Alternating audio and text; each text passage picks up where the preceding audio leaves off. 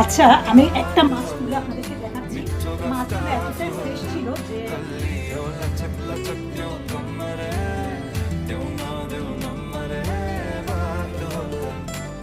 Hello viewers, কেমন আছেন সবাই?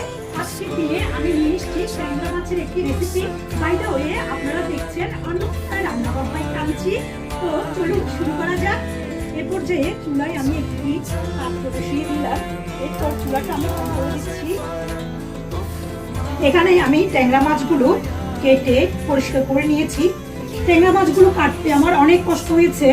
দেখেন, ট্যাংরা মাছগুলো আমি এভাবে করে কেটে পরিষ্কার করে নিলাম।